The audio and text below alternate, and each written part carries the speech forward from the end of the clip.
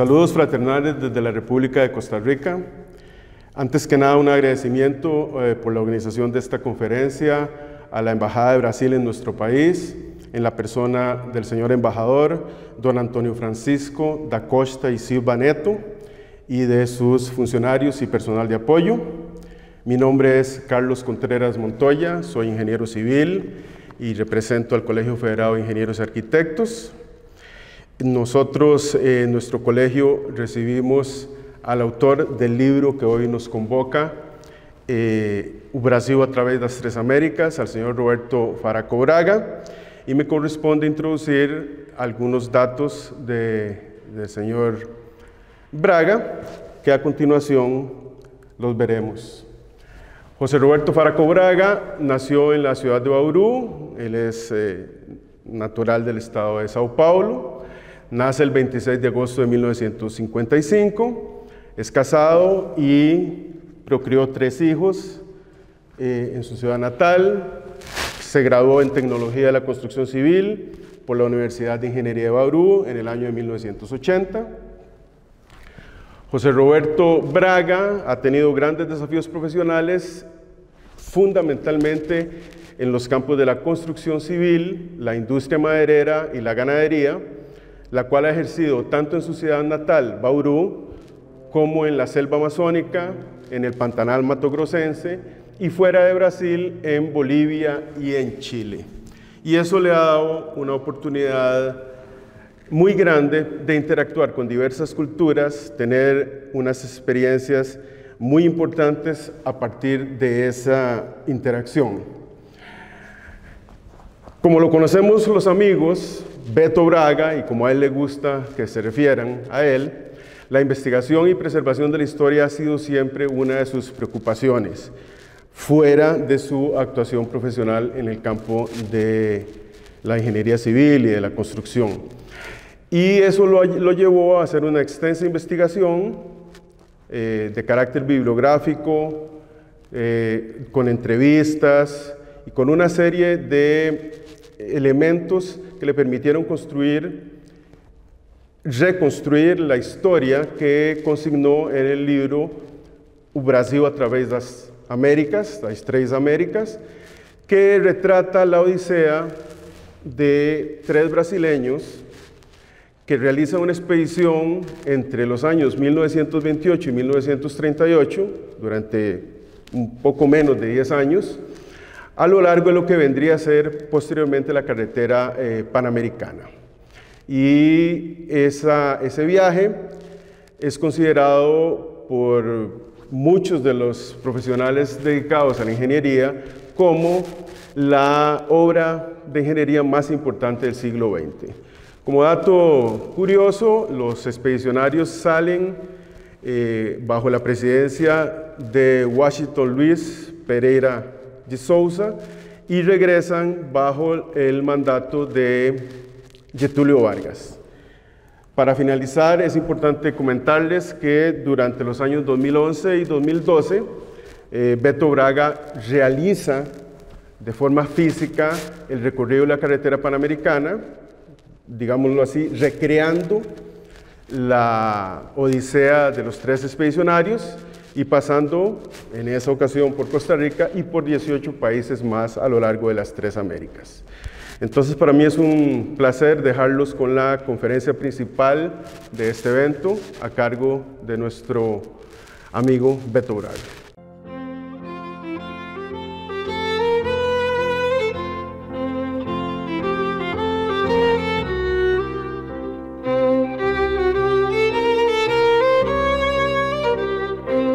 Meus agradecimentos ao Ministério das Relações Exteriores, na pessoa do ilustríssimo senhor embaixador do Brasil na Costa Rica, Antônio Francisco da Costa e Silva Neto, trago até você uma página esquecida na história das Américas.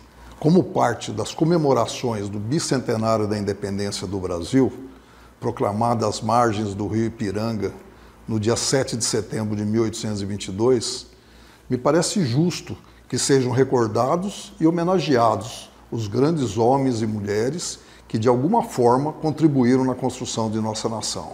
Os primeiros 100 anos da independência do Brasil ao longo do século XIX, foi fortemente marcado pelos movimentos separatistas.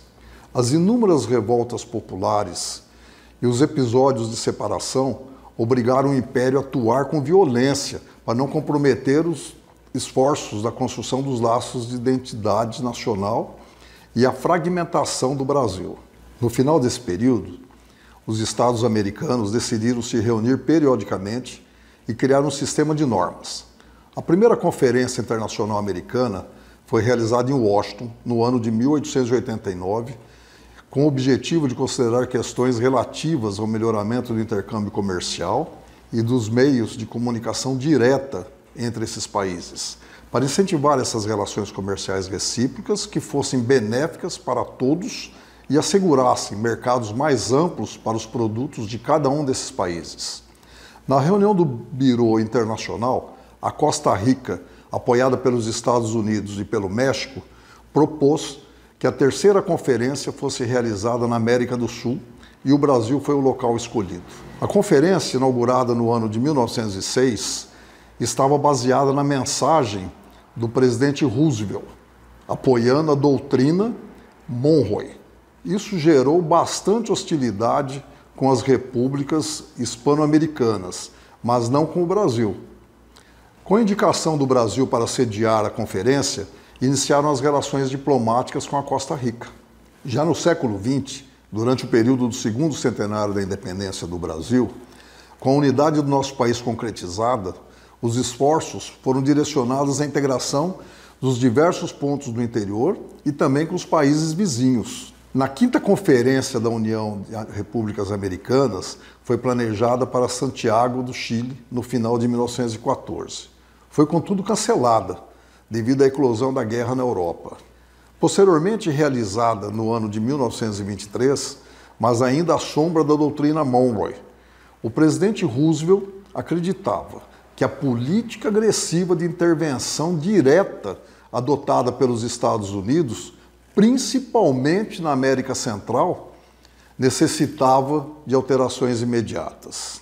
Segundo ele, os mecanismos utilizados para exercer dominação econômica deveriam ser mais sutis e sofisticados, e implantou o plano denominado Política da Boa Vizinhança. Por sua condição de país com longa tradição democrática e ativa atuação internacional, a Costa Rica representava um fator de estabilidade e equilíbrio no istmo centro-americano. Inúmeros são os heróis dos vários países americanos que contribuíram na árdua tarefa de união e alguns são sempre lembrados, mas não podemos deixar de conceder os méritos para outros ainda pouco conhecidos, mas que com coragem e patriotismo imprimiram suas pegadas no solo dos países das Três Américas, deixando o nome do Brasil perpetuado na história. A necessidade da construção de uma rodovia que interligasse os países das Américas já havia sido discutida por várias vezes nessas reuniões da União Pan-Americana, mas ficou somente em palavras. No ano de 1926, chega à presidência da República do Brasil o Dr. Washington Luiz, cujo lema de trabalho era: governar é construir rodovias.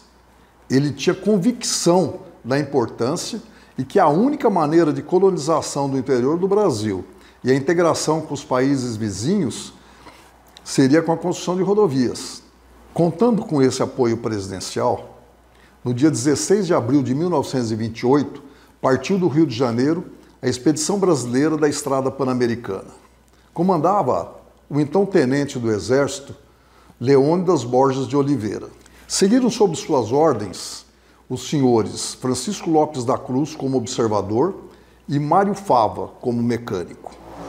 A bordo de 2 automóveis Ford modelo T, esses brasileiros tinham por missão descobrir, abrir e projetar a rota onde futuramente seria construída, em condições ideais, uma rodovia que interligasse as Três Américas. O presidente Washington Luiz, o ministro da Guerra, general Nestor Sesefredo dos Passos, e o ministro das Relações Exteriores, Dr. Otávio Mangabeira, fizeram do comandante da expedição portador de mensagens de cordialidade continental da nação brasileira às suas irmãs, cujo território seria cruzado e posteriormente adicionado ao projeto da futura rodovia. A iniciativa, extremamente arrojada, logrou pleno êxito, constituindo-se em façanha poucas vezes registrada na história do automobilismo mundial. Durante 10 anos, a expedição percorreu 27 mil quilômetros de estradas, picadas, caminhos, matagais e florestas de 15 países. Quase um ano por terras brasileiras. Depois de enfrentar o ataque de uma imensa onça pintada, alcançaram Ponta Porã, último ponto fronteiriço com o Paraguai. No norte da Argentina, a grande experiência. Por primeira vez, desafiariam a Cordilheira dos Andes, onde, atordoados pela altitude, adentraram o território boliviano na cidade de Villazón. No Peru, muitos acidentes marcaram a travessia da cordilheira na região do Apurímac. Foi preciso utilizar uma mescla de tite e querosene para funcionar os motores e gordura de porcos para lubrificá-los. Com a força da dinamite e de verdadeiros pelotões de homens, eles abriram caminhos pelas terras do Equador para entrarem na Colômbia. A espessa nuvem de mistérios que cobriu o desconhecido dos Andes estava retirada. Eles venceram o desafio das alturas para agora enfrentar a Amazônia. 4 meses perdidos dentro do tecido quase impenetrável da floresta. As dificuldades proporcionadas pela flora intensa e os perigos oferecidos pela fauna ficaram pequenos comparados aos minúsculos habitantes da mata. Milhões de zancudos, rerrenes e arenilhas tornaram seus piores adversários. Cruzando Manizales, Caramanta até Bogotá e Medellín, sempre apoiados pelos cidadãos, lograram chegar no final da América do Sul. Mas agora haveriam de vencer o imenso rio Atrato. Quase mortos pelo paludismo e seus corpos inertes, assediados por enorme felino, foram resgatados por habitantes locais. A única maneira que encontraram para vencer tamanha escabrosidade foi de desmontar os autos e arrastá-los por animais pelos terrenos pantanosos das selvas de Urabá. Finalmente, depois de 4 anos de viagem, pisaram no solo da América Central. Em maio de 1932, com os autos semi-montados, chegaram a Puerto Baldia. Quase um mês demoraram para remontar os valentes Ford T. E contornando as cordilheiras del Darién, seguiram por terras de Centro-América. A gigantesca obra do Canal do Panamá cedeu sua grandiosidade para as exuberantes florestas da Costa Rica. El Salvador, Honduras, Guatemala, e superando as dificuldades de travessia dos rios do México, chegaram ao destino, Estados Unidos. É fácil imaginar as dificuldades de todas as espécies enfrentadas e dominadas pelos expedicionários. Foram cruzadas selvas centenárias, rios caudalosos e a temível Cordilheira dos Andes. Isso tudo abrindo caminhos com pás, picaretas e dinamite. Foram até os dias atuais os únicos homens a cruzar El Darién e as temíveis selvas de Urabá com automóveis. Muitas vezes, assediados por indígenas selvagens e animais ferozes, eles enfrentaram o desconhecido na encruzilhada da natureza, sem contar que não existia postos de combustíveis, borracharias e tampouco lojas de autopeças. Apesar de todos os obstáculos, depois de 10 anos de esforços sobre-humanos, o trabalho completo da exploração da futura rodovia foi concluído. Somado a todos esses desafios, eles também participaram de importantes acontecimentos da história nas 3 Américas durante os 10 anos da travessia. De 1928 a 1938, período marcado por muitas mudanças e lutas que eles presenciaram. Nesta época, viveram alguns dos mais importantes personagens da história e eles os conheceram. Foram recebidos por todos os presidentes, governantes e autoridades em cada país visitado, e de todos receberam apoio e ajuda pecuniária. No Paraguai, foram recebidos pelo presidente José Gugiari, que formulou votos de bom término da obra e foram declarados hóspedes de honra. O país estava vivendo os preparativos para o conflito que parecia inevitável com a Bolívia. A formação de efetivos militares e investimentos em armamentos eram a prioridade e resultaram na Guerra do Chaco. Ingressaram na República da Argentina, que experimentava sua maior expansão econômica, e a necessidade de ligação com os países das Américas estaria assegurada, fazendo com que as mais importantes autoridades do governo os apoiassem. Na Bolívia, receberam o apoio do exército e do presidente Hernando Siles Reis. Quando chegaram ao Peru, receberam a notícia que abalou o mundo. o crack da Bolsa de Valores de Nova York. Mesmo assim, seguiram rumo à capital Lima, onde chegaram em junho de 1930. Apoiados pelos principais empresários, foram recebidos pelo presidente do Peru, Augusto Leguía, em seus últimos dias de governo e de vida. Na cidade de Loja, no Equador, o Congresso Vial, organizado pelo capelão Benjamin Ayora, o capelão era o poderoso irmão do presidente, ele que manejava o país, esperava a expedição. Uma vez mais, os expedicionários foram aclamados e conduzidos pelos camaradas do exército, chegaram à capital Quito, onde foram recebidos pelo presidente Isidro Ayora. Triunfante como sempre, a expedição entrou na Colômbia em fevereiro de 1931. Em cada povoado, em cada cidade, as autoridades, tanto civis quanto militares e a população, os recebiam cada vez mais aplaudidos. Em Bogotá, o presidente Henrique Olay Herrera proferiu belas palavras de reconhecimento. O presidente do Panamá, Ricardo Alfaro, impressionado com a incrível façanha, sendo os primeiros homens a cruzar de automóveis tal caminho, autorizou as atenções com honras aos expedicionários. Mesmo com todo o sucesso alcançado pelos países já cruzados pela expedição, a passagem pela Costa Rica ficou marcada definitivamente, não somente pelas maravilhas naturais da fauna e flora, mas principalmente pela acolhida de seu povo e apoio de seus governantes. Sem contar a incrível participação dos índios terrabas. No dia 2 de janeiro de 1933, a expedição ingressou na Costa Rica. Aproveitando a trilha aberta no ano de 1700 pelo missionário Frei Antônio Margil, seguiram pelo cume da pequena cordilheira entre os rios Brus e Limón. A região era totalmente desabitada, com intocáveis matas e de beleza ímpar. Demoraram vários dias na travessia até chegar ao rio Terraba, onde ficaram maravilhados com tantas belezas naturais pelo caminho atravessado.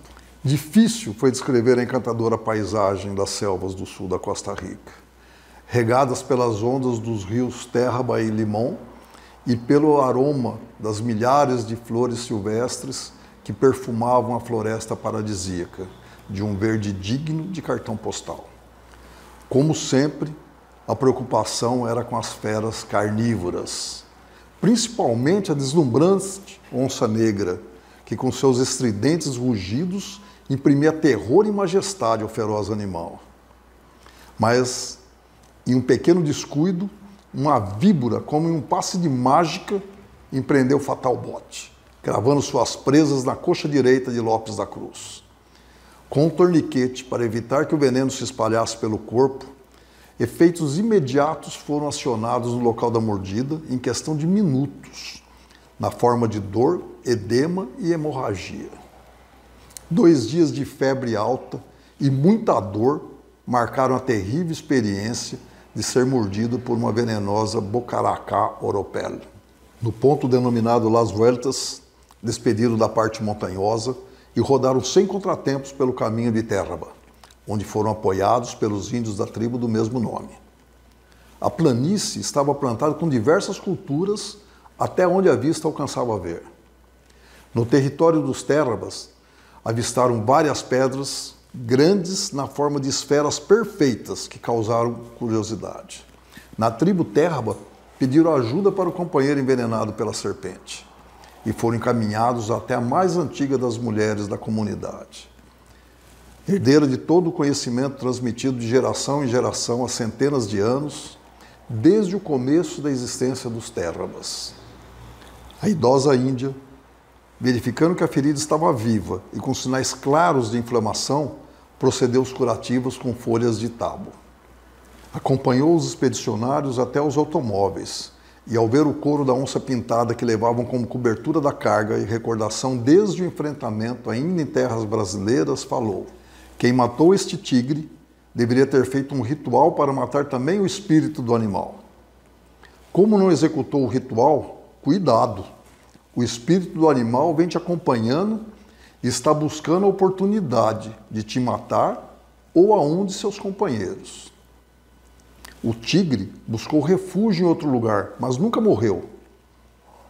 Seu espírito continuou a viver, assim como vive no coração dos Terrabas, que são os herdeiros desse passado, e continuará vivo enquanto as savanas continuarem a crescer, o rio continuar a correr e o sol iluminando pela última vez a mão do tigre, deixada pelos seus ancestrais há milhares de anos, como um sinal na pedra de Mano del Tigre. Resolvido o problema do veneno, e principalmente livres da perseguição sofrida durante tanto tempo pelo espírito do tigre, alcançaram o pequeno povoado de Buenos Aires, onde foram recebidos em festa pelos habitantes e autoridades. Ao chegarem na histórica cidade de Cartago, o Conselho Municipal, em sessão solene, com a presença do governador da província e das mais altas autoridades civis e militares, recebeu os expedicionários no dia 27 de julho de 1933. No outro dia, foram até a Basílica de Nuestra Senhora de Los Ángeles para agradecer e pedir proteção ao bom término da viagem. Boquiabertos pela linda arquitetura gótica, ficaram ainda mais admirados quando viram o impressionante altar principal, inteiro de ouro e pedras preciosas, onde estava no centro a imagem de Nuestra Senhora de Los Ángeles, La Negrita, a padroeira da Costa Rica. Emocionados, não puderam deixar de recordar que no Brasil, nossa padroeira também é uma Virgem Negra, que foi encontrada por pescadores no fundo do rio Paraíba e denominada de Nossa Senhora da Conceição Aparecida. Sob as bênçãos da Virgem de Los Ángeles, no dia 30 de julho de 1933, os expedicionários superaram os 20 quilômetros que os separavam da capital San José. Hospedados no imponente Gran Hotel de Costa Rica, por ordem e às custas do governo costarricense, foram recebidos pelo presidente do Conselho Municipal, Dr. Manuel Grilo. Devidamente acomodados em amplas e confortáveis habitações do grandioso hotel, luxo que não experimentavam há vários anos, desfrutaram dos momentos de merecido descanso, depois de vários meses de travessia, dormindo em redes e algumas vezes diretamente no solo, enfrentando as diversidades climáticas e os perigos da natureza. No mesmo dia, na sede do Congresso Nacional, o presidente da Câmara dos Deputados, o licenciado Arturo Bolho, acompanhado dos secretários Dr. Villa-Lobos e Dom Aristides Baltodano, recebeu os expedicionários que foram agradecer ao Corpo de Deputados a ajuda decretada a favor da expedição. No Congresso Nacional, conheceram o deputado licenciado Vargas Couto, que também era diretor do Diário de Costa Rica, onde divulgou os trabalhos da expedição. Nesta década de 30, a Costa Rica era o país mais desenvolvido da América Central.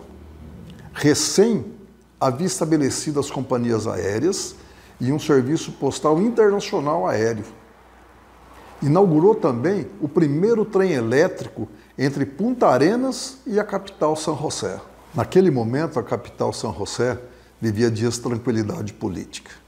Mas não fazia muito tempo, a geração nacionalista, que colocava ênfase na paisagem e no colorido da natureza da Costa Rica, rompeu com a tradição acadêmica das artes e um grupo de intelectuais, junto com os trabalhadores, fundou o Partido Comunista. Mesmo com uma tentativa de golpe de Estado conhecido como El Belavistaço, que pretendia impedir sua posse, aos 73 anos, chegou pela terceira vez à presidência da República o licenciado Ricardo Jiménez, Oreamuno, o benemérito de la pátria. Em audiência oficial, recebeu pessoalmente os expedicionários, elogiou a iniciativa, felicitou a façanha realizada e sancionou a lei de ajuda financeira à expedição. Grande reportagem circulou no jornal Diário da Costa Rica, descrevendo a viagem e a presença dos expedicionários na cidade, o que ocasionou inúmeros convites. Entre eles foram assistir à película costarricense El Retorno. Os expedicionários receberam também todas as atenções e apoio das outras autoridades políticas da Costa Rica. No Congresso Nacional, o presidente do Senado, o senhor Onofre Sandoval, decretou apoio irrestrito e ajuda pecuniária para a expedição. A Câmara de Deputados, representada pelo licenciado Arturo Bolho, recebeu em sessão solene. Grande festa de despedida foi organizada pelo alemão Otto Nielsen e sua esposa, a senhora Laura das Mercedes Borges da Câmara e Medeiros, que contou com a participação da alta sociedade de São José.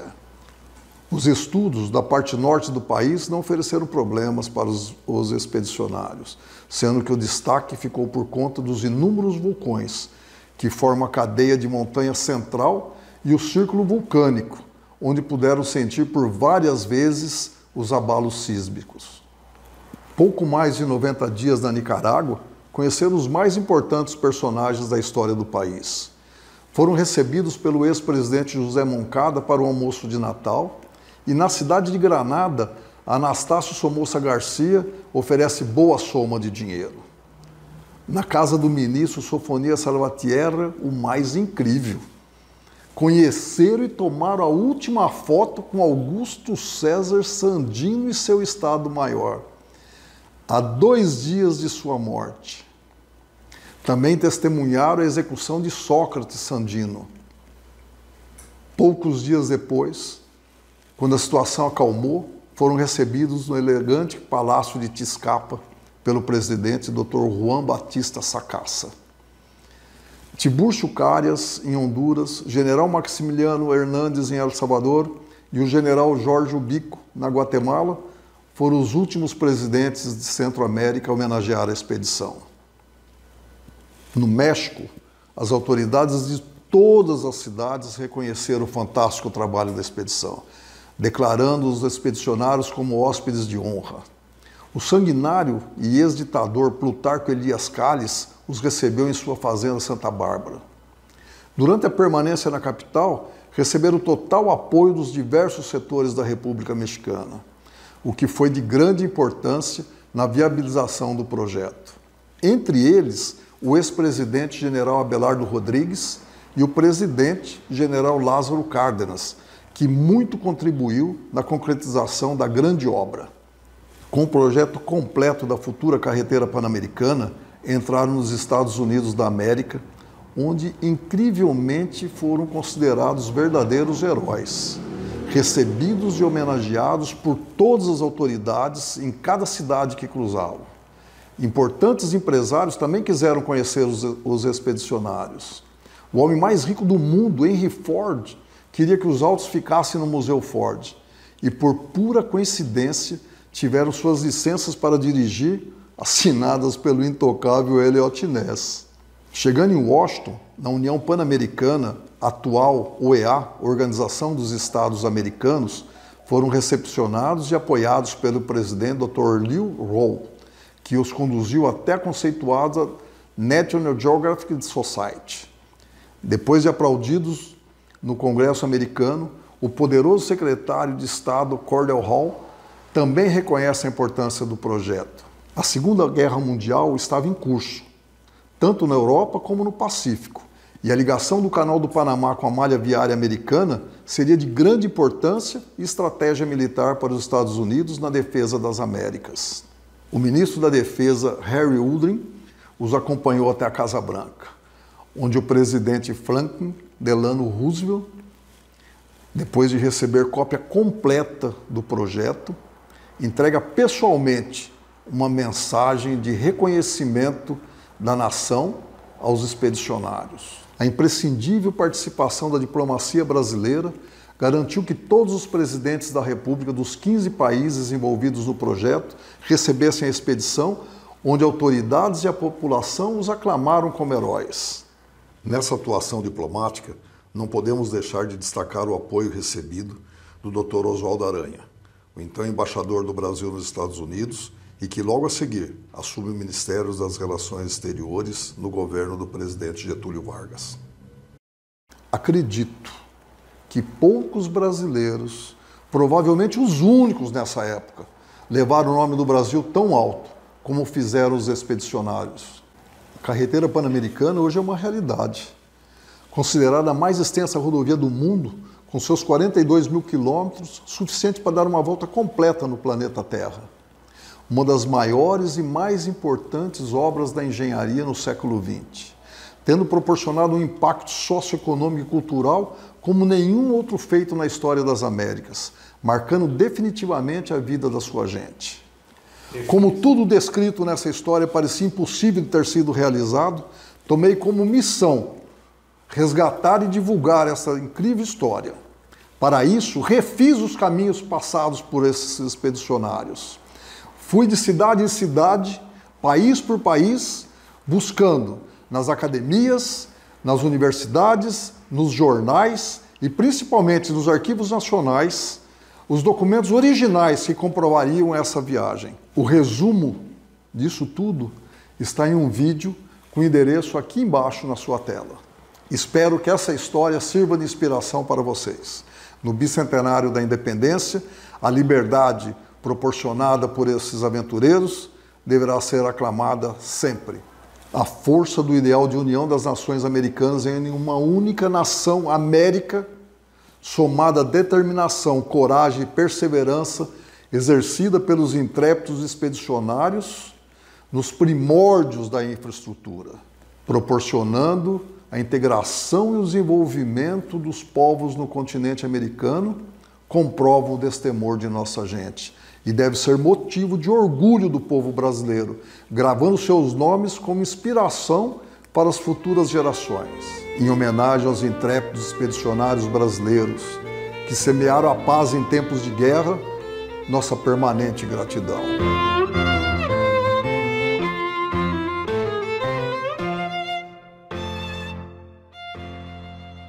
Saludos nuevamente. Después de la excelente e ilustrativa conferencia, presentación de Beto Braga, retomamos aquí un poco de la historia del paso de los 3 expedicionarios por Costa Rica, lo que sucedió específicamente entre el 2 de enero y el 9 de diciembre de 1933, poquito menos de un año.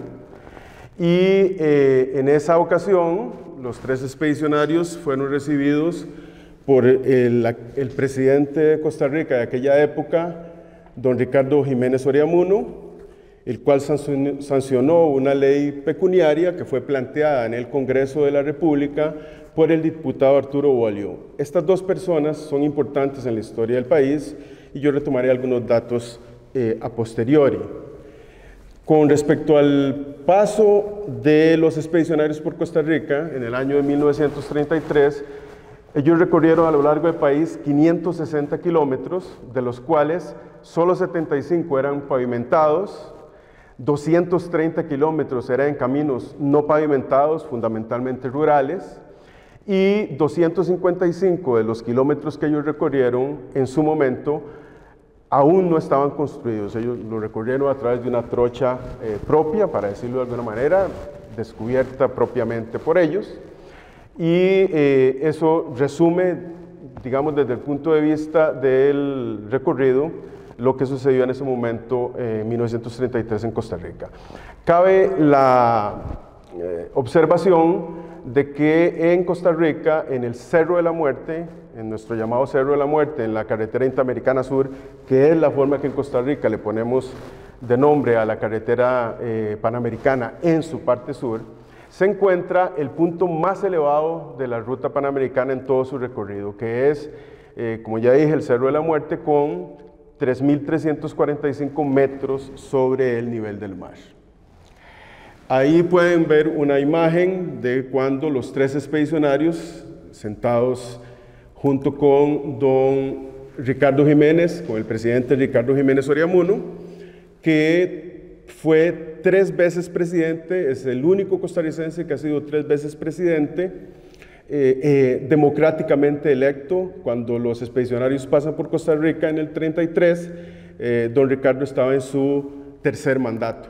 Y ahí, en esa imagen, se encuentran con el diputado Arturo Bolio, que en aquel momento fue el que planteó en la Asamblea Legislativa, como presidente de la Asamblea, el proyecto que apoyó la expedición de los 3 brasileños y que, como condición interesante también, ha sido el costarricense que más tiempo ha ejercido una diputación y también que más tiempo ha ejercido la presidencia del Congreso. Ahí tenemos una foto muy interesante, que es los 3 expedicionarios reunidos con la sociedad civil costarricense en uno de los barrios clásicos del centro de San José.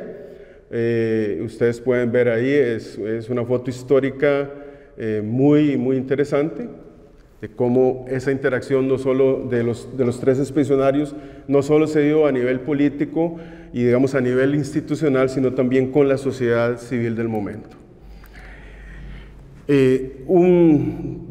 Digamos, breve detalle sobre el paso de Beto Braga. Él pasa por Costa Rica en este periplo que realiza de reproducción de la expedición que fue realizada y que quedó retratado en su libro. Él hace eso entre los años 2011 y 2012, y Beto Braga pasa específicamente por Costa Rica en el 2011, en donde es recibido por la Embajada de Brasil, por el Colegio Federado de Ingenieros y Arquitectos y por la Dirección de Patrimonio del Ministerio de Cultura. En esa ocasión conformamos un comité formado fundamentalmente por la señora Rocío Portocarrero de la Embajada de Brasil, el historiador Raúl Arias Sánchez del Ministerio de Cultura y este servidor en representación del Colegio Federado de Ingenieros y Arquitectos. Además, un hecho importante a ser rescatado es que el Colegio Federado de Ingenieros y Arquitectos promovió ante la Unión Panamericana de Ingenieros no solo el conocimiento del libro de Beto Braga, sino también el compromiso que la UPADI cumplió de una divulgación amplia del libro entre todos sus países asociados y un reconocimiento en sesión específica de la UPADI para un reconocimiento a Beto Braga. Es importante, para cerrar esta intervención, recordar cuál fue la misión de los 3 expedicionarios en su momento, que fue descubrir, abrir y proyectar la ruta por donde sería construida en condiciones ideales la carretera que vendría a conectar los países de las 3 Américas y que hoy conocemos como la Carretera Panamericana. Y retomo los nombres de los 3 expedicionarios: don Leónidas Borges de Oliveira, quien comandó la expedición, don Francisco López da Cruz y don Josep Mario Fava, que en realidad conformaron un grupo de expedicionarios para poder enfrentar ese reto tan fantástico. Beto Braga, en su libro, colocó esa frase de Jean Cocteau, que a mí me parece que retrata muy bien lo que podría decirse fue el espíritu en aquel momento de esa expedición. En realidad era una cosa que se imaginaba casi que imposible que pudiera ser realizada, y Jean Cocteau, al decir su frase o al escribir su frase, no sabiendo que era imposible, fue allá y lo hizo, retrata exactamente esa odisea. Finalmente quiero colocar esa frase que Beto Braga ha dicho, que se olvidó la historia de estos 3 hombres, que no son 3 brasileños, sino en realidad 3 americanos, por su espíritu de unión panamericana. Y con respecto a esa frase yo quiero decir 2 cosas fundamentales. En realidad, precisamente para evitar que ese olvido se dé, no solo el libro de Beto Braga ha sido fundamental, sino que ha sido también importante el apoyo que a lo largo de los diversos países se le ha dado a la divulgación de su libro y a la acogida que se le dio a Beto en diversos países. Pero además, en realidad, resaltar que más que 3 brasileños, o además de que 3 brasileños, realmente los expedicionarios fueron 3 americanistas, precisamente por lo que Beto ahí resalta, que es el espíritu de unión panamericana.